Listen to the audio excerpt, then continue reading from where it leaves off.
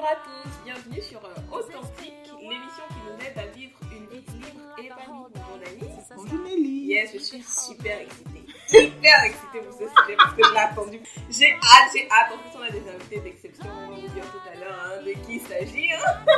Bon, en tout cas, voilà, on introduit le thème, ce que veulent les femmes. À tout de suite. Gardez l'écoute.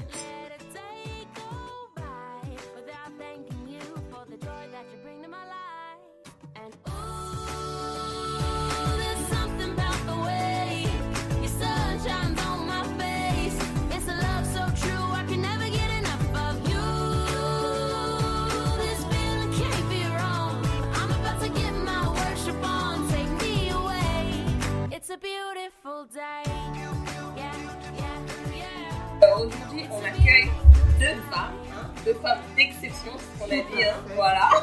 Il faut le dire, il faut savoir valoriser. On n'a pas besoin d'attendre que les gens deviennent célèbres avant de les valoriser. Donc, il s'agit Elles sont célèbres, qui c'est? Oui, on croit qu'on est même mémé.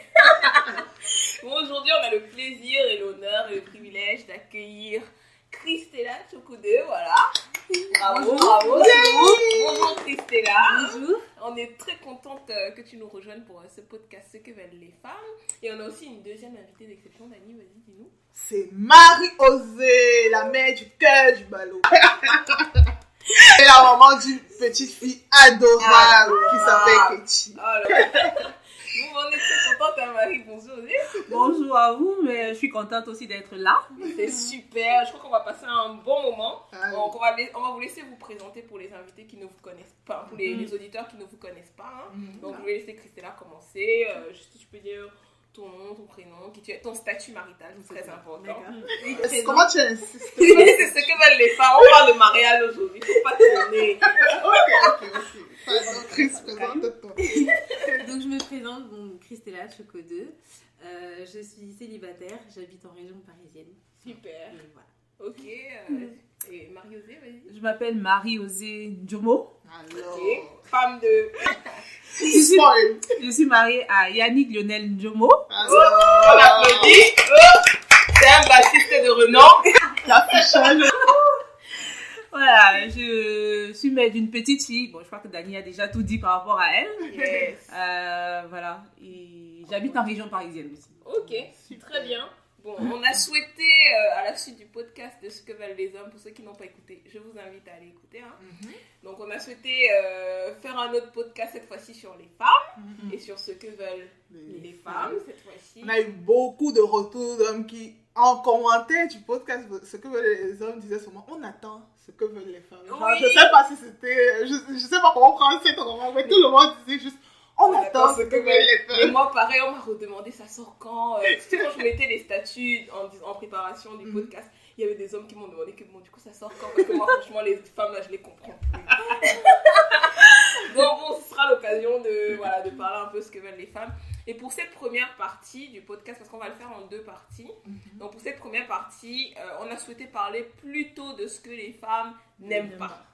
Pourquoi est-ce qu'on parle de ce que veulent les femmes? C'est parce que voilà, on sent que le sujet intéresse, vu qu'on a eu beaucoup de retours, mais aussi parce qu'on se dit que pourquoi faire compliqué? Il y a des hommes qui sont juste à un conseil de bien faire. C'est vrai. Il y a beaucoup de personnes qui se posent des questions sur voilà, qu'est-ce qui est important quand j'aborde une sœur. Et puis voilà, si j'ai mon petit frère qui vient, qui dit voilà, je me projette avec ta sœur, est-ce que tu peux me donner 2-3 astuces, 2-3 tips?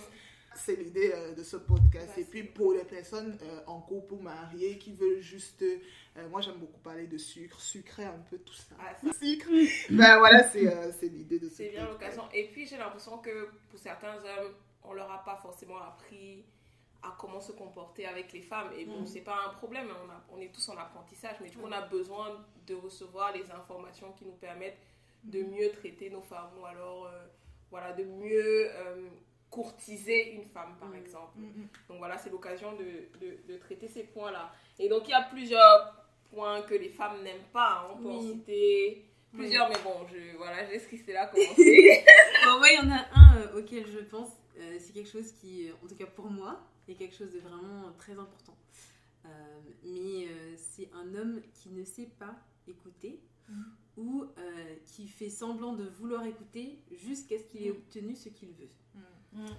Alors, explique-nous ça un peu plus. Je sais pas, est-ce que tu as un exemple ou un peu plus concrètement pour un peu plus concrètement, je dirais, par exemple, je pense que la plupart des femmes aiment bien partager ce qu'elles vivent, partager leurs rêves, leurs aspirations, ou même tout simplement raconter la journée qu'elles ont eue, ce qu'elles ont fait, qui elles ont rencontré, pourquoi, comment. Et du coup, en fait, c'est assez facile de trouver des hommes qui n'écoutent pas vraiment, qui font pas forcément attention aux détails, qui sont là, ça c'est déjà bien. Ou qui sont sur leur téléphone. Ah oui, ça aussi. Et au final, au bout de peut-être 15 minutes de quasi monologue, finalement, il n'a quasiment rien retenu de ce que tu disais, ou il s'en souvient pas, ou voilà, il a juste pas écouté, ou alors il y a des hommes qui font semblant d'écouter, d'être intéressés. Ah ouais, donc c'est ça qui s'est... Ah d'accord, ok. Et ok. Mais en fait, ça arrive jusqu'au point où il réussit à obtenir en fait un peu ce qu'il voulait. Et après, tu te rends compte au final que c'est pas dans ses habitudes en fait de faire attention, d'écouter. Et donc ça pour moi c'est un point qui est vraiment un tue l'amour quoi. D'avoir en face de soi quelqu'un qui est pas vraiment intéressé par ce que tu vis, par ce que tu ressens. Et voilà. Après il faut dire que c'est pas le fort des hommes d'écouter, hein, c'est pas le premier caractéristique, mais c'est chaud, oui, naturel. Mais ça s'apprend. On ne sait pas tout faire dans la vie, mais on peut apprendre à le faire. Donc, en tant qu'homme, si tu penses que tu as ce côté-là qui ne sait pas écouter, tu peux travailler à le faire. Au début, ça sera ennuyeux, mais... Ou communiquer aussi dessus. Voilà, communiquer dessus. De dire que c'est vrai que je n'écoute pas beaucoup, mais j'ai vraiment envie de t'écouter. Donc, voilà. si tu sens que je vais un peu à l'autre, n'hésite pas. Exactement. En tout cas, ça montre ton implication malgré le fait que tu n'y arrives pas. Voilà. Mais pas de te dire que de toutes les façons, elle fatigue quoi. Oui, je n'ai pas envie de raconter ça. Ça intéresse qui? Non, mais c'est ça. C'est un tue l'amour. Vous savez que les femmes aussi aiment les détails. Donc, en écoutant, dis-toi que pour arriver au point Z, elle va devoir me raconter de A à Y avant de dire finalement ce qu'elle veut. Donc, il faut souffrir d'écouter. Ça, c'est un vrai point. Ne te dis que parce que des fois, j'ai eu l'impression qu'il y a des frères qui sont impatients, en fait. De dire, on a voulu, on devait se voir, discuter d'un truc. Et même des fois, même là, ça t'a dit que oui, je vais discuter d'un truc. Et tu as l'impression que ça ne vient pas. Tu es genre pressé, quoi. Alors que comme tu dis, elle a besoin de tout un chemin pour ensuite arriver à, en fait, voilà ce que je voulais dire, voilà. Et, donc ça demande d'être patient. Ça demande d'être patient, d'être à l'écoute. Ok, ça c'est un bon point. Et je pense que là-dessus aussi, c'est vrai que émotionnellement parlant, je pense qu'on fonctionne de manière différente. Surtout quand on veut exposer ce qu'on ressent. Les femmes en général, je crois qu'on a tendance à vouloir d'abord expliquer ce par quoi je suis passée et qui m'a fait ressentir ça avant d'expliquer voilà ce que je ressens maintenant. On n'est pas forcément du genre à dire voilà, je me suis disputée avec ma mère, voilà, je ressens ça. Non, on explique que voilà, dans le passé, il y a eu cette dispute-là. J'ai ressenti ça. Je me souviens de ce jour-là, à mon anniversaire, quand elle m'a dit joyeux anniversaire, la manière dont il m'a dit les choses. Et du coup, aujourd'hui, maintenant, voilà, des trucs comme ça. Et je pense que ça, bon, pour certains hommes, ça peut vraiment être long. Et peut-être des fois, en tant qu'homme, si vous écoutez, vous avez envie de dire, mais va droit au but, s'il te plaît. Mais courage, soyez sur vous, soyez patient, ça arrive. Ça vient. Mais si ça ne vient pas, même si elle n'arrive pas jusqu'au point Z, comme on dit, dites-vous que ce qu'elle vous a partagé entre temps, tout ça c'est important en fait. Et le fait que vous ayez été là et que vous ayez attendu et que vous ayez écouté et que voilà, c'est bénéfique pour votre relation. Parce qu'elle aura le sentiment d'avoir quelqu'un qui l'écoute et c'est hyper important. Voilà. Ce que la femme ressent, même si parfois ce n'est pas vrai. Moi j'ai un frère qui me dit souvent qu'entre ce que tu ressens et la vérité, il y a une différence. Oui, mais c'est quand même important. Parce qu'on sont très factuels, quoi. Mais non, c'est quand même important ce que j'en ressens. Et je pense que ce n'est pas long que pour les hommes à entendre. Je crois que nous, parce qu'on est une femme et parce qu'on sait qu'on fait aussi ça, on est un peu plus patient. Mais j'ai aussi des amis que j'écoute, ou bien même quand c'est quelque chose de vraiment émotionnellement fort, elle peut te raconter la même chose plusieurs fois en prenant le même chemin, tu vois. Et des fois, toi, dans ta tête, tu te dis, oui, elle m'a déjà raconté cette affaire.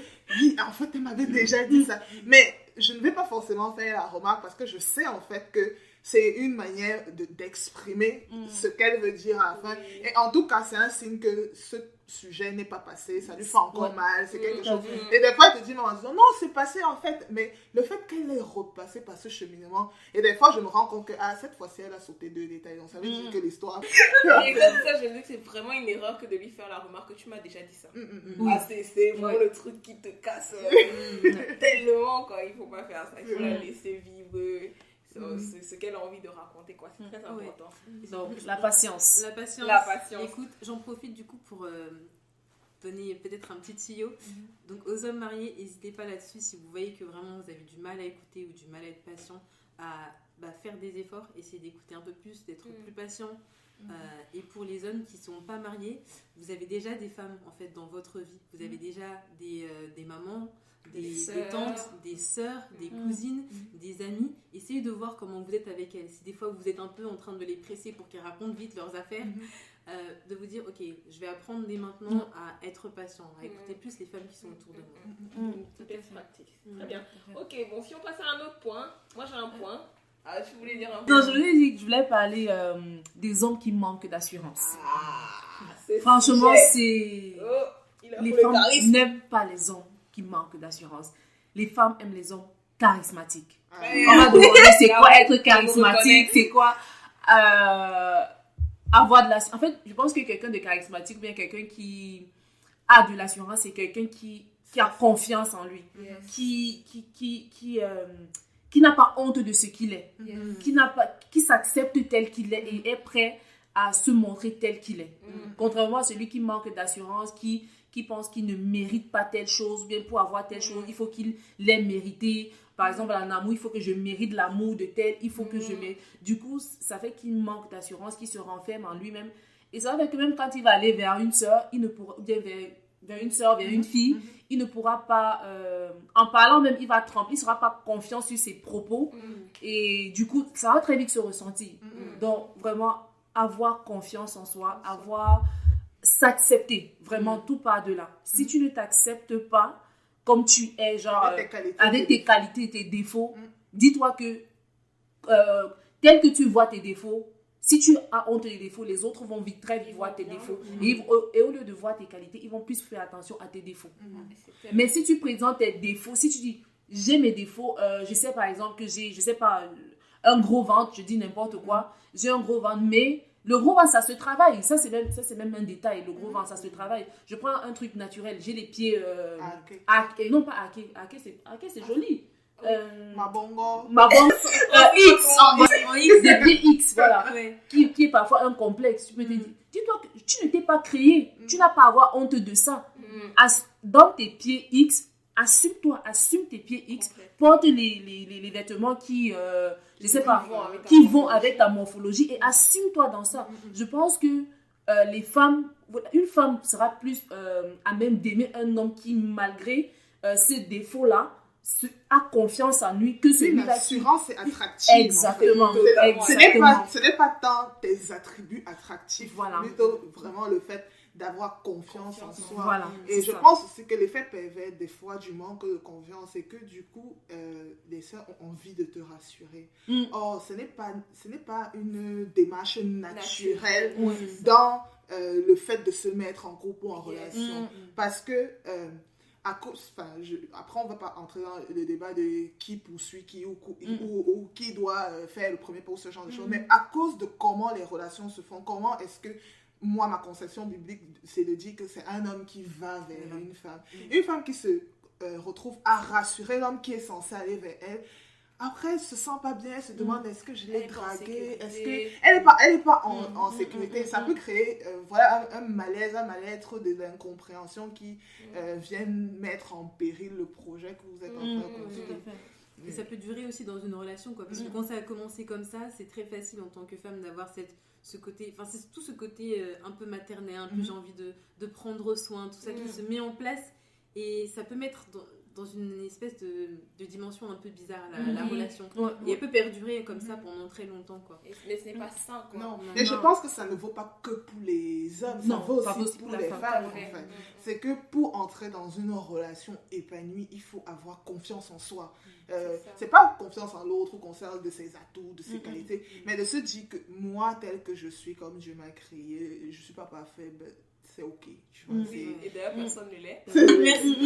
Et voilà, c'est ok. Et c'est accepté. Voilà. Et puis, quand je pense au manque d'assurance, la femme, moi, je pense que la femme a vraiment besoin de sécurité, quoi. Quand je venais, je repensais au besoin de se sentir couverte, de se sentir rassurée. Et si tu es quelqu'un qui n'a déjà pas d'assurance, elle ne sera pas du tout rassurée avec toi. Et ça va créer beaucoup de problèmes. Dans le couple. Elle ne sera pas à l'aise. Je pense qu'il y a un problème de jalousie même qui peut naître de là. Vraiment un gros problème de jalousie parce que si toi en tant qu'homme tu n'as pas confiance en toi, on a dit que c'est vice versa. Si tu finalement tu te mets en couple, le moindre homme que tu vas voir à côté de ta femme, tu vas te dire oh, qu'est-ce qu'il cherche ma femme est en danger, je suis en danger. Il veut draguer ma femme. Alors que ça peut être simplement une relation saine, une relation, mais parce que tu n'as pas confiance en toi et tu te dis que quelqu'un peut te prendre ta femme, ça crée cet esprit de jalousie. Et la femme aussi, facilement, elle se retrouve en train de s'éloigner même des personnes qui sont réellement ses amies pour te satisfaire. Mais à la longue, un jour, ça va exploser parce qu'elle ne peut pas vivre éternellement comme ça. Certainement, ça crée un sentiment de... Je ne sais pas comment on dit ça, mais... Voilà, elle n'est plus rassurée, elle n'est plus... Non, elle en a marre et elle peut se braquer. Oui. Il faut vraiment faire attention à ça. Ça me fait penser à un autre critère qui était les hommes qui savent ce qu'ils veulent en fait. Et c'est revenu plein de fois quand on a posé la question sur nos différentes plateformes, qu'est-ce que les femmes veulent et surtout qu'est-ce qu'elles ne veulent pas. Il y avait cette question qui est remontée que les femmes n'aiment pas les hommes qui ne savent pas ce qu'ils veulent. Et ça, j'ai envie de dire, c'est un consensus, c'est à 100%. Il n'y a pas... Je suis désolée parce que j'ai aussi beaucoup entendu des frères dire que voilà, des fois les frères ne savent pas forcément ce qu'ils veulent, que voilà. Mais c'est vraiment un tue-l'amour, c'est vraiment compliqué parce que il y a une démarche de vulnérabilité et la Bible nous dit que on doit garder nos cœurs et je trouve que ça vaut encore plus pour les femmes parce que la capacité de se projeter est exponentielle. Les frères n'ont même pas idée. On dit souvent ça en blaguant, mais tu peux dire bonjour, tu peux faire un truc anodin à une sœur, mais elle est déjà loin. Projetée loin. Et donc cette vigilance à garder le cœur plus que toute autre chose, c'est quelque chose que les sœurs en Christ font, les sœurs qui ont beaucoup de sagesse le font. Et quand un frère se présente devant elle avec un projet sérieux, il faut quitter quand même de la position où tu gardais ton cœur à t'ouvrir pour laisser cette personne te connaître. Et quand tu es dans ce processus et que tu te rends compte que la personne en face de toi, en fait, ne sait pas ce qu'elle veut, c'est compliqué. C'est comme une trahison. C'est vraiment compliqué. C'est compliqué, ça blesse aussi parce que... voilà, des fois tu n'as même pas encore commencé, peut-être tu n'étais même pas avoué que tu avais des sentiments, peut-être tu étais même déjà en train d'en avoir et ça te blesse, ça diminue ta confiance en soi, tu vois, tu tombes. Et puis, il y a plein de petits exemples sur cette affaire de ne pas savoir ce qu'on veut. Une autre sœur avait témoigné que voilà, tu as un frère, tu sens qu'il te manifeste de l'intérêt, mais il n'a jamais rien dit de concret. Alors que vous deux, vous savez que la relation a clairement changé. Et un jour... Les non-dits. Un jour... tu entends qu'il est en couple avec quelqu'un d'autre, ou il vient te dire, alors vous n'aviez jamais parlé de ce sujet, ou il vient te demander si tu as le contact, ou des conseils. Et ça, j'ai envie de dire, on est en crise. Après, surtout dans la communauté africaine, tu prends un peu sur toi, tu n'as pas forcément envie de montrer que ça t'a touché, tu pleures à tes soeurs, tes copines, tu pries et puis tu effaces. Mais je veux dire, si les frères croient que ça ne fait rien, c'est dévastateur. Oui, très dévastateur. Et franchement, les frères, dites-vous que si je m'approche d'une sœur célibataire et je sais qu'elle est célibataire, faites attention à vos actes envers cette sœur. C'est tout. À partir du moment où elle est célibataire. À partir du moment où elle est célibataire et que tu sais personnellement, même si tu ne sais pas qu'elle est en recherche, du moment où elle est célibataire, fais attention au nombre d'invitations, à comment tu l'appelles. Bon, on ne dit pas qu'il ne faut pas appeler les sœurs, mais il faut que ton intention soit claire. Parce que si elle n'est pas claire, ça crée des non-dits. Et très vite, elle se projette. Parce que la femme, à un certain âge, dès qu'un homme se rapproche d'elle, elle voit un potentiel. Qu'elle le veuille ou pas, à un certain âge, elle commence à voir. Même si tu te raisonnes. Même voilà. Même si tu te raisonnes après, que tu dis que non, mais Dani. Tu vois d'abord le potentiel et du coup, tu te dis, ah, il m'a invité au restaurant. Ah oui, c'est ça. Ah, ça s'est bien passé au restaurant. Oh, il m'a parlé de sa famille. Ah non, il m'a invité au cinéma. Petit à petit, c'est des petits trucs comme ça se construit dans sa tête et elle commence à se projeter. Alors que toi, de ton côté, tu penses que tu le fais de manière anodine, mais elle se projette. Il faut être clair dès le départ. Sinon, ça détruit énormément. Vraiment, c'est horrible à vivre. Il y a beaucoup de frères qui font ça en se disant qu'il va voir quelle est la réponse pour se décider. Non. Et c'est pas bien. C'est vraiment pas bien. Et ils le font, et surtout parce qu'il dit que oui, on ne fait rien de mauvais. Et je ne lui ai jamais rien dit. Donc, on n'est même pas dans une démarche exclusive. Et ils font ça aussi avec une autre sœur. Donc, il y a une sœur avec qui il parle le lundi, une avec qui il parle le mardi, la même le mercredi. Ah oui. Et en fonction de l'appétence, de comment les sœurs vont réagir. Il va dire, bon, j'ai plus le feeling vers celle-ci et je vais. Parfois, bien que les sœurs là se connaissent même entre elles et qu'elles peuvent parler entre elles. En disant que oui, j'ai tel frère qui m'envoie des messages tous les jours. Ah, moi aussi, il m'a envoyé le message. Franchement, c'est triste. C'est triste, oui. Mais vraiment, veillez à ça, les frères. On ne dit pas qu'il ne faut pas être attentionné envers les sœurs. On ne dit pas qu'il ne faut pas raccompagner les sœurs ou bien les inviter. Mais, dès le début, que nos intentions soient claires. Après, on ne programme pas l'amour, ça c'est sûr. Mais soyons clairs dans ce qu'on veut. Si on se rend compte que la relation est en train de virer, reposons les bases. Surtout si on n'a pas l'intention de se projeter avec la sœur. Remettons les bases, disons clairement à la sœur que je préfère que tu sois ça va lui faire mal, mais au moins c'est la vérité. Que de la laisser espérer comme ça, vraiment.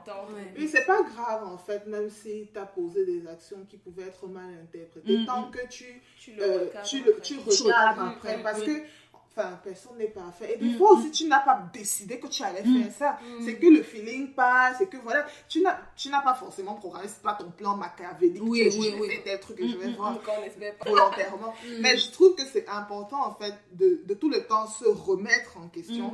Et quand on se remet en question et qu'on remet en question la relation, qu'on n'hésite pas à communiquer du type. Et là-dessus, justement, ça me fait penser à deux choses que les femmes n'aiment pas non plus, je pense. C'est des hommes qui ne savent pas ce en quoi ils croient, qui ne savent pas vraiment ce qu'ils pensent. Et je ne sais pas comment expliquer ça de manière plus claire. Ils ne le font pas savoir. Parce qu'il y a aussi des frères qui disent que oui, si je dis ça, ça va gâter mes chances. Des fois, ils ne veulent pas dire. Mais ça, pour moi, je trouve pas ça.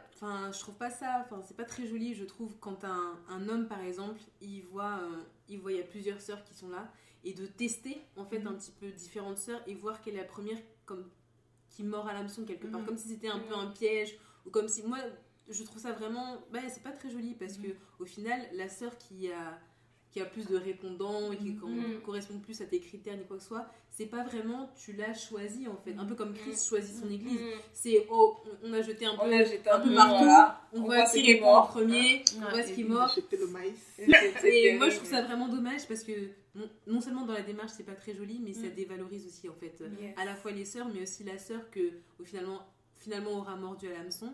Je trouve ça la dévalorise aussi parce que qu'est-ce que tu vas dire en fait pendant les vœux de mariage. Bon, il y avait plusieurs sœurs qui m'intéressaient, mais voilà, soyons honnêtes, je trouve que dans notre démarche d'aborder les futurs, voilà, mais on peut penser, moi c'est quelque chose que j'aime bien garder à l'esprit, c'est mes futurs enfants, qu'est-ce que je vais leur raconter sur comment j'ai rencontré notre histoire.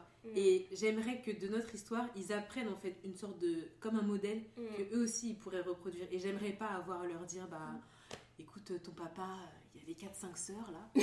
Je me suis démarquée. Voilà. Et il m'a choisi. Et puis il a dit bon bah c'est parti pour celle-là. Et peut-être quand on parlait tout à l'heure, je me disais que peut-être un conseil aussi à donner aux frères, c'est de s'entourer de femmes, d'avoir des amis, ou je sais pas si je vais dire des amis, mais des femmes à qui, des sœurs, à qui peuvent demander conseil.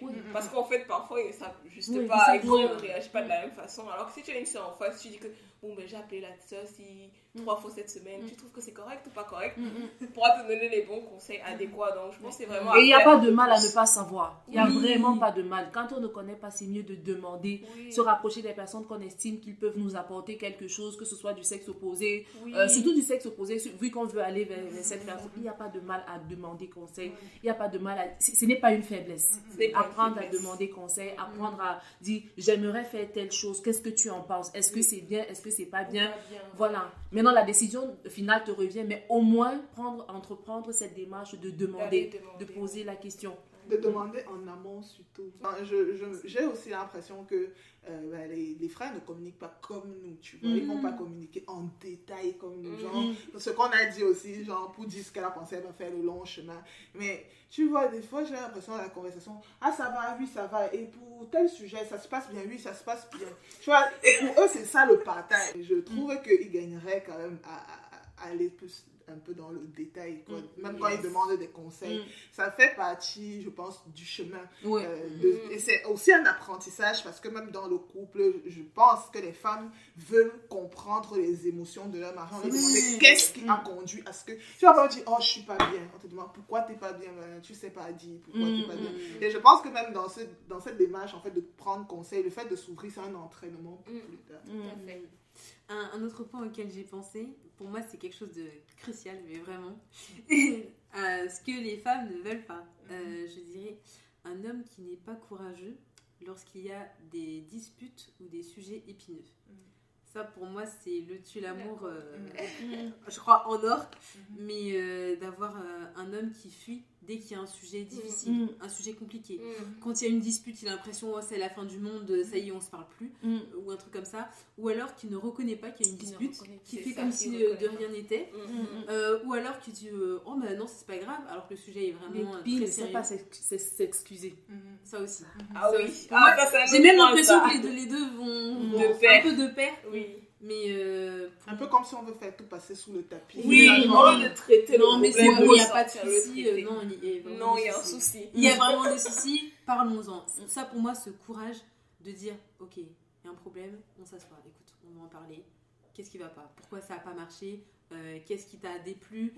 Qu'est-ce qui est problématique ici? Comment on peut régler le souci? J'ai fait ça, je te demande pardon. Sur cette question-là, c'est marrant parce que les frères aiment beaucoup parler de leadership, ils aiment beaucoup parler de oui, l'homme doit suivre la femme. Ben, c'est aussi sur ça. La femme doit suivre l'homme, pardon. Ça ne veut pas dire que je vais faire sur moi. Ça ne veut pas dire ça. Oui, et je trouve on manque très souvent l'occasion de prendre le lead et prendre le lead justement sur les sujets compliqués. Et je pense que ça fait partie des attributions d'un homme dans un couple de dire ok, il y a eu ce sujet, on en parle, qu'est-ce que... je prends les devants pour engager la discussion. Ou bien même si on n'est pas prêt de reconnaître que il y a ce truc, il faut qu'on en parle. Tu es peut-être trop sûr. Trouve une solution. Oui. Il ne faut pas en parler pour en parler. Ok, on en a parlé, et puis quoi? Il faut en parler et il faut prendre des mesures pour changer. Sinon, parler pour en parler et puis sortir de la discussion, ça fait une discussion vide. Moi, je voulais juste rapidement encourager les hommes, en fait, ceux qui ont du mal, par exemple, quand il y a un problème qui arrive ou ce genre de choses.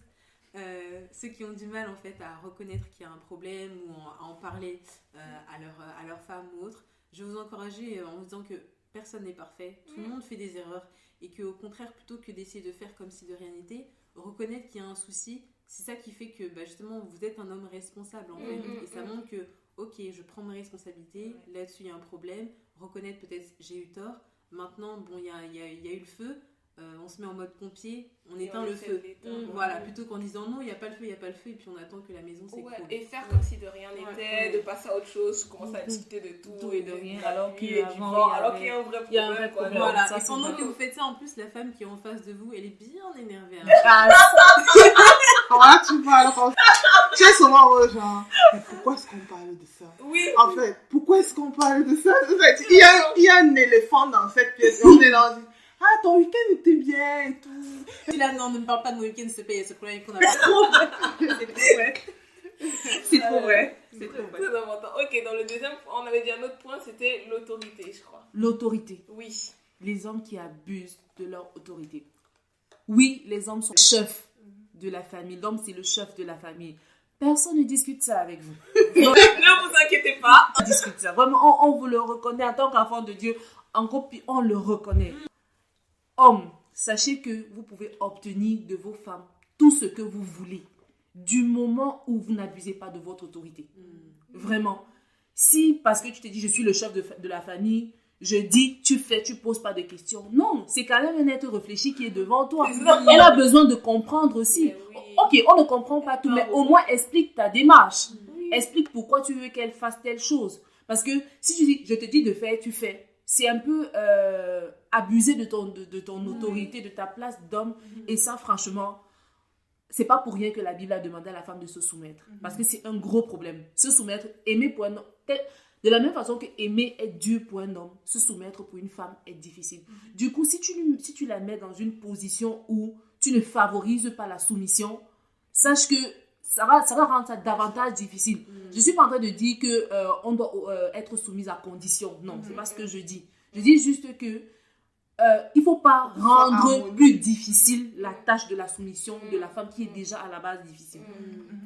Moi, je pense qu'un homme qui gère bien son autorité va obtenir de sa femme même ce qu'il n'attendait pas. Donc, vraiment, gérez bien votre autorité. Demandez même leur avis, même si à la fin, vous allez prendre votre part de décision. Demandez quand même leur avis. Elle aura le sentiment d'être considérée, de compter pour quelque chose. Oui. Ne faites pas et puis vous dites, j'ai fait. Non, et moi dans tout ça. Mon avis compte. Exactement. C'est ça. Et puis quand tu épouses une femme, tu n'épouses pas un robot. Si tu voulais épouser un robot, épouse un robot. Ça existe. Une femme, tu veux une femme, épouse vraiment une femme. Donc, c'est-à-dire que tu prends en compte ses sentiments, ses émotions, le fait que c'est une personne réfléchie, qui a de l'intelligence, qui a même fréquenté. Tu peux la considérer dans les choix compliqués de la vie de couple. C'est très important.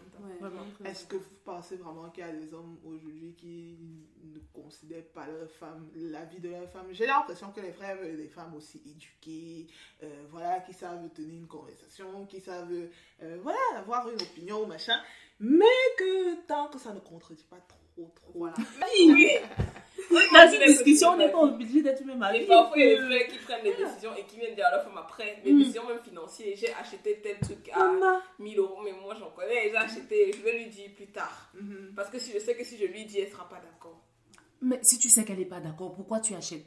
Pourquoi tu fais? Tu es le chef de la famille. Non, ça c'est un abus. Ça c'est vraiment un abus. Et ça c'est quelque chose, ça blesse vraiment des Oui, ça blesse la femme, ça blesse votre mariage aussi. Le fait de se dire, une décision comme ça, il estime qu'il ne devrait pas m'en parler. Il estime que je compte pour du beurre, que je suis un empêchement en fait. Oui, c'est pour ça. ses projets, et c'est ses projets à lui. C'est pas nos projets à nous en fait. Et il ne peut pas m'inclure dans ses réflexions. Il allait jusqu'à acheter. Moi, si ça arrive vraiment, ça va sauter. Mon cœur va sauter. Ok. Je pense qu'il y avait aussi le point des hommes qui ne tiennent pas leurs paroles. En fait. Et ça, c'est revenu plein de fois. Et ça n'a rien des fois à voir avec votre relation. Et ça, c'est quelque chose qui s'observe même dans un groupe de jeunes frères et sœurs en Christ. De voir que tel frère dit qu'il venait pour installer la salle. Bon, il n'est jamais venu. Je trouve que personnellement, c'est quelque chose qui a beaucoup d'importance. Et comme le mariage est un engagement, une alliance qui ne repose que sur la parole, des fois, je me dis, mais si rien que pour telle ou telle autre chose, il n'a dit, il n'a pas fait, comment est-ce que je peux bâtir mon assurance sur sa parole. En tout cas, ce sont les implications qu'il y a derrière. Je ne pense pas que tout ce que tu vas dire ou faire va être directement relié à ça. Je n'ai pas envie de mettre un point fardeau sur le dos des frères. Non, j'ai vraiment pas envie de faire ça. Mais c'est ça en fait le lien, c'est ça en fait qui crée de l'insécurité ou de la peur ou de la gêne quand tu as en face un frère qui ne fait pas ce qu'il dit et qui après te dit qu'il t'aime. Tu as envie de te dire, oui, c'est ça, vraiment, sur quoi est-ce que je peux fonder cette parole que tu m'as dite et c'est important. Et puis du coup, je pense qu'on peut être pas arrivé, si je peux dire ça comme ça, c'est-à-dire qu'on peut avoir des lacunes dans sa vie en termes de fidélité, mais il faut vraiment avoir à cœur de travailler ça, c'est surtout ça le point, hein. Et quand Dani parlait, je pense au Seigneur, et qui fait que le Seigneur, on a confiance en lui, c'est parce qu'il est justement fidèle et qu'il tient sa parole. C'est ce que Dieu disait, il ne faisait pas, c'est qu'il y a longtemps qu'on l'aurait déjà tous abandonné, mais parce qu'il est fidèle et que quand on a les situations les plus compliquées, tu te rappelles qu'avant, Dieu a déjà montré sa fidélité à tel niveau, dans ma vie, dans la vie de tel frère, de telle soeur, et c'est ça qui t'encourage à tenir jusqu'au bout. Et après, c'est pareil, du coup, pour un couple. Moi, j'aime bien ce que Dani a dit quand elle disait que le mariage est basé sur des paroles. Les promesses qu'on se fait à l'église ou bien je sais pas, c'est pas anodin, c'est des paroles, c'est fondé vraiment, je t'ai dit oui sur la base des paroles que tu m'as dit, c'est vraiment basé sur des paroles. Donc un homme qui ne tient pas parole, vraiment c'est compliqué. Et il y a l'adage qui dit l'homme c'est sa parole. L'homme, c'est sa parole. Donc, si tu ne tiens pas parole, à chaque fois, et dis-toi qu'à chaque fois, il va te rappeler, Aka, tu avais dit que tu vas faire telle chose, tu n'as pas fait. Aka, ce qui fait que quand tu vas même lui dire un jour, je vais faire telle chose, fais d'abord ce que tu avais d'abord dit. Tu vois, à chaque fois, il va te rappeler ce que tu n'as pas fait. Donc, vraiment, veillons à respecter nos paroles. J'ai dit, je le fais. Il n'y a pas de mal si tu as dit, tu n'as pas fait. Il n'y a pas de mal, mais savoir s'excuser, savoir donner une raison. En fait, c'est reconnaître que ce n'est pas une attitude normale. Voilà. C'est que il faut, je crois que pour tout ce qu'on dit, c'est ça en fait. C'est reconnaître que ce n'est pas une attitude normale. C'est des choses qui ne sont pas normales. C'est-à-dire, le fait d'être trop autoritaire, c'est pas normal. C'est pas des choses que tu vas dire, oh, c'est comme ça que je suis, elle doit m'accepter comme je suis. Non, ça se travaille. Mais ça ne veut pas dire que si tu n'as pas ça, ne pense même pas un jour à parler à une seule. Mais il faut reconnaître que c'est un truc pas normal et que tu dois travailler dessus ou communiquer, enfin les deux en tout cas. Oui. Et c'est bien en fait d'avoir des discussions comme ça où déjà plusieurs personnes confrontent leur expérience et se rendent compte que Marie aussi trouve aussi que c'est pas normal, Christina aussi trouve que c'est pas normal. Donc c'est pas juste moi en fait qui me monte en épingle une situation. Et donc de faire un podcast, de prendre du recul où on ne cite pas forcément de situation de personnes, de dire que c'est pas un comportement normal. Abuser de son autorité, ce n'est pas être clairement dans la pensée de femme, soyez soumise à vos maris, mari, vous êtes le chef de l'église. C'est un abus, quelle que soit la forme que ça prend, quelle que soit la relation dans laquelle vous êtes. Si c'est même que les cas d'âge, c'est parce qu'il y a des gens qui disent que non, c'est qu'elle est trop jeune ou machin. C'est de toutes les façons un abus. Et pareil pour la confiance ou la parole, quelles que soient les circonstances atteignantes, tu ne peux pas faire comme si c'était normal. En fait, c'est ce que je dis, c'est que ce n'est pas normal. Il faut le reconnaître. Et le reconnaître et dire que j'ai besoin d'aide, j'ai besoin de travailler, j'ai besoin de faire des efforts, d'avancer, même le reconnaître à la personne avec qui tu es, quoi. Pour qu'elle soit consciente que tu considères ça comme quelque chose de pas normal et quelque chose que tu as à travailler. Ouais, que tu veux prier dessus aussi, que tu veux qu'elle prie pour toi là-dessus. Et qu'elle prie pour toi dessus. Que tu es prêt à accepter de l'aide là-dessus, peut-être faire des efforts sur ce sujet. C'est vraiment important. Ok, peut-être un autre point à citer. Oui, je parlerai des hommes qui sont trop envahissants. Franchement, ça fatigue. Franchement, ça fatigue et ça énerve. Parfois, la femme peut même être intéressée, mais le fait que tu sois trop présent, trop, je sais pas comment on dit ça, à moindre, bref, envahissant c'est le mot, je sais pas comment dire. Est-ce que ce n'est pas une conséquence du manque d'assurance dont tu parlais plus tôt? Voilà. Ça peut venir de là. Ça peut venir de là. Mais je pense que dans les fréquentations, quand tu abordes une sœur, il faut vraiment garder en tête que tu as exprimé ta liberté en tant qu'enfant de Dieu, en tant que personne mature. Et il faut lui donner le temps aussi d'exprimer, de te connaître, et je trouve qu'il faut respecter le temps. Ce n'est pas parce que tu lui as dit, ok, je suis intéressée, que tu as droit à l'accès à tous les aspects de sa sa vie, vie. non? Et je pense qu'il faut Tu as être mangé quoi? respectueux. Tu fais quoi? Tu es avec qui? On n'est pas ensemble, On n'est pas ensemble, je n'ai pas de compte à te rendre. Il faut Faut être faire la paix. de compte à te Voilà. rendre. Il faut être respectueux et du rythme qu'elle veut donner à la relation, qui va à cette proposition que Tout tu à lui fait. as faite. Et pareil, dans le couple, enfin après, je parle sous réserve des personnes mariées, je pense que c'est aussi bien de garder une certaine liberté d'agir. Ça ne veut pas dire qu'on est autonome. On avait déjà parlé dans un podcast précédent de l'autonomie, de fait d'être indépendant. Mais d'avoir une certaine liberté d'agir, de penser, parce que ça nourrit aussi le couple. Si on veut pas se donner la latitude d'interagir, de penser différemment ou de faire des activités ou d'accepter la différence de l'autre, en fait, tout simplement, ben, on se tue à petit feu parce qu'on n'enrichit pas notre couple des différences de l'autre. Et ça va faire que l'autre se sent, dans un couple par exemple, ça va faire que l'un des conjoints se sent contrôlé à tout moment. Tu fais quoi? Tu es avec qui? Parfois, si tu te sens contrôlé, ça fait que tu te dis, bon, je ne pars même pas à tel endroit parce que vraiment, je veux partir là-bas, on va encore me demander ceci ou bien on va encore me faire ceci. Mais si je me sens libre, la liberté dont tu parlais, Dani, fait que parce que je pars à tel endroit, je reviens spontanément te dire, j'étais à tel endroit, j'ai fait telle chose, j'étais avec telle personne, c'est spontané. Mais si je sais que derrière, tu as ce besoin de contrôle, ça me donne pas envie de venir te raconter ma journée, de te dire, parce que peut-être tu vas prendre mal, peut-être, et vraiment ça rejoint le manque de confiance dont on a parlé au début. Et moi, du coup, en tant que femme, du coup, je vais me recroqueviller sur moi-même et je ne serai pas épanouie parce que des choses que naturellement j'aurais envie de te partager, je vais m'empêcher de te les partager. En fait. Tout à fait. Parce que je serais pas à l'aise. Tout à fait. Et après, je pense que ça va être plus aussi dans les pour, mais dans les contre aussi, c'est des hommes qui ne sont pas ouverts d'esprit, dans le sens où tu ne te sens pas libre de pouvoir lui dire tout et n'importe quoi. Parce que tu as peur, parce que tu sens qu'il y a une conséquence à sa réaction. Et je trouve que c'est pas tout le monde, j'ai vraiment pas envie de dire, je connais quand même beaucoup de frères qui ne sont pas comme ça, mais je pense qu'on a tendance à l'être quand on s'engage dans une relation et qu'on sait que tout compte, tu vois. Autant qu'on est potes, tu dis que oui, moi je crois, par exemple à la Saint-Valentin, l'autre va te dire, ah bon, ok, moi non. Et puis, mais si vous êtes en couple, peut-être la soeur va venir te dire ça, et au lieu de dire, ah bon, pourquoi, et tout, discutons, elle dit, ah bon, les choses des païens, là. ce genre de réaction qui font que, voilà, elles se sentent pas, ne se sentent pas à l'aise ou libre d'être elle-même. Oui, c'est ça. Et c'est très important dans une relation d'être soi, d'être authentique en fait. Est-ce que tu ne ferais pas de la pub pour... Jamais.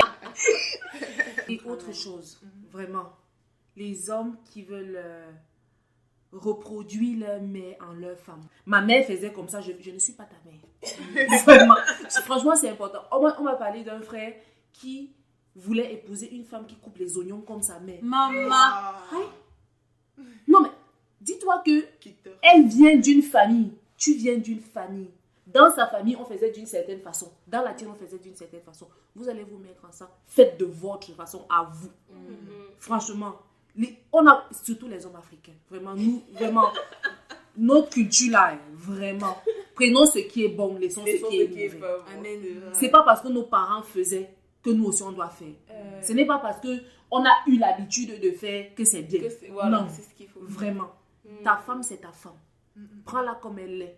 Et, ou bien, dis-toi que celle, en tant que peut-être toi, c'est homme célibataire, dis-toi que la fille avec qui je vais aller vient de quelque part, vient d'une famille. Elle a sa façon de faire, sa façon de voir les choses. Il faut que je sois prêt à accepter ça, pas à lui imposer ma façon de faire. Vraiment. Vraiment. Ne reproduisons pas nos mères ou bien nos soeurs. Ou bien, elle est comme elle est, accepte-la comme elle est. Si tu es venu vers elle comme ça, dis-toi que elle ne sera pas comme ma mère, elle ne sera pas comme mon père. Je l'accepte comme ça et je prends, on va travailler ensemble. Elle n'est pas parfaite, je ne suis pas parfaite, on va travailler. Et ça va être beau. Sinon, tu vas écraser sa personnalité, en fait. Exactement. Mais sa personnalité, ce que Dieu a fait d'elle, c'est quelque chose de très beau. Et qui va être unique. Unique et qui va être très bon pour toi. Donc, je pense que ça, le prendre et l'accepter, c'est vraiment magnifique. Je sais qu'on est sur la conclusion. Il y a quelque chose auquel j'ai pensé. C'est les hommes qui ne croient pas que la femme, leur femme, c'est leur ministère. Que ça fait partie de leur appel. Partie de la priorité numéro 1. Et en fait, ça pour moi, ça a un impact sur tellement de plans. Quand un homme ne voit pas sa femme, parce que moi, c'est un frère qui me l'a dit, hein, et le jour où il m'a dit, c'est comme si mes yeux se sont ouverts. Il est marié, d'ailleurs, il va se reconnaître quand il va écouter ce podcast, mais il m'a dit, mais ma femme, c'est mon premier ministère. Donc pour lui, c'était évident. Il est marié, maintenant qu'il est marié, c'est sa priorité numéro 1. C'est-à-dire que toutes ces activités d'église qu'il a, toutes ses responsabilités, et il en a des choses à faire, tout ça, ça passe après sa femme. Parce que beau. Vraiment, et ça, pour moi, c'était vraiment tellement inspirant. Franchement, je l'ai entendu il y a 5 ans, ça ne m'a jamais lâché. Parce qu'en fait, j'ai réalisé qu'il y a beaucoup de femmes qui sont vraiment malheureuses dans leur mariage. Parce qu'en fait, souvent, elles passent après la prédication. Elles passent après la préparation de la louange. Elles passent après l'évangélisation. Elles passent après tout ça. Et au final, quelque part, elles se disent « Oui, mais en même temps, c'est l'appel que Dieu lui a donné. Donc, je ne veux pas être comme un frein. Je ne veux pas l'empêcher. Il doit faire ce qu'il doit faire. » Donc, forcément, elles se mettent en retrait.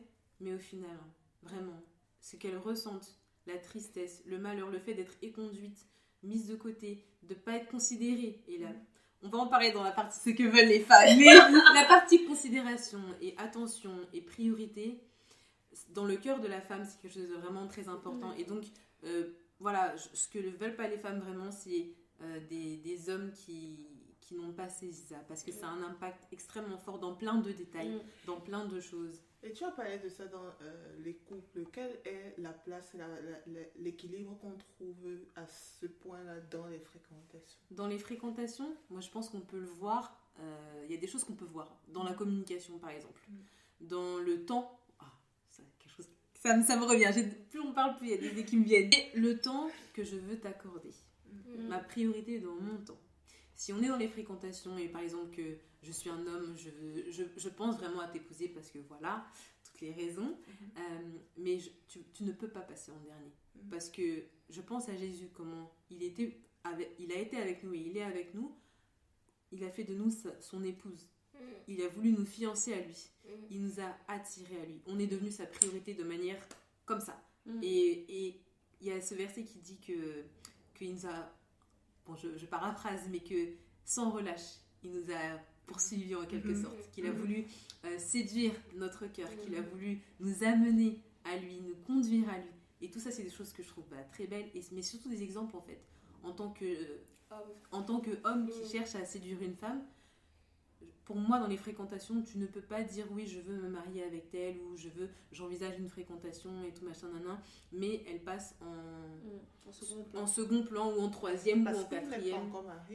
Mais si tu commences à voir ça déjà dans les fréquentations. En fait, c'est ça. C'est que tu commences à voir. Si ton ministère est important pour toi, implique-la.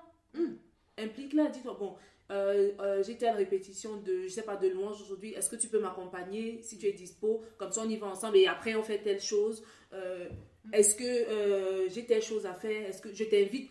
En fait, je vois que c'est pendant les fréquentations, je t'implique dans ce que je fais. Exactement. Je t'implique pour que tu vois mon quotidien, tu vois comment je vis, ça te donne une idée, est-ce que je suis prête à accepter ça ou pas? Exactement.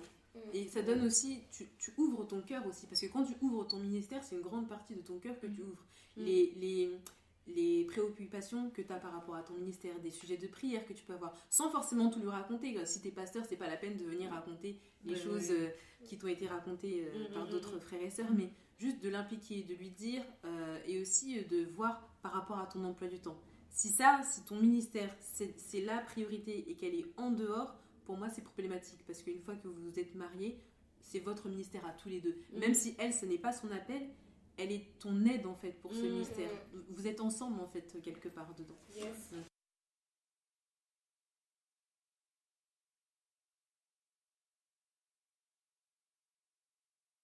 Ok, bah c'est super.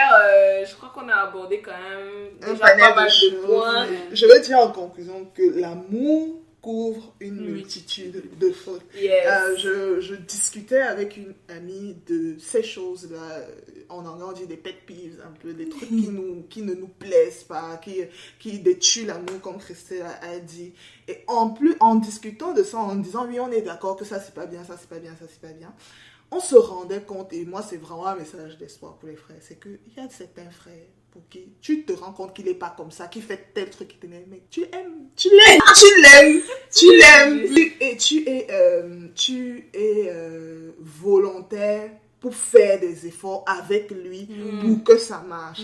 Je voulais vraiment le dire à la fin de ce podcast où on rappelle plein de choses qu'on n'aime pas, que vraiment l'amour couvre une multitude de fautes et qu'il y a dans le mariage une dimension de grâce qui ressemble à celle que le Seigneur a eue pour nous. Donc, ok, on a dit, il ne faut pas faire ci, il ne faut pas faire ci, il ne faut pas faire whatever. Mais il y a une dimension de grâce. Il y a une dimension qui fait que, oui, ce gars, franchement, il est trop renfermé sur lui-même. Il a tendance à me juger. Mais je ne sais pas. Il y a un je ne sais quoi qui fait. Et voilà. Et donc, vraiment que ça vous apaise. Hein. Je pense que ces conseils qu'on a dit, c'est des choses à travailler sur soi à titre personnel. Et à les aborder vraiment avec une grande liberté. Et puis, le mariage, c'est deux personnes imparfaites qui se mettent ensemble. Imparfait. Bon, voilà. C'est la grâce de Dieu derrière qui couvre comme réagir. Et on travaille. On a oublié des points, je sais pas, les témoins, on en a déjà dit. Peut-être qu'il y a des points qu'on a zappé dire, qu'on a oublié, donc n'hésitez pas à commenter. Et puis on invite aussi les hommes à réagir parce que ce n'est pas un podcast pour les femmes, parce que les femmes savent déjà ce qu'elles veulent. Donc on vous attend pour la deuxième partie du coup du podcast qui sera la semaine prochaine.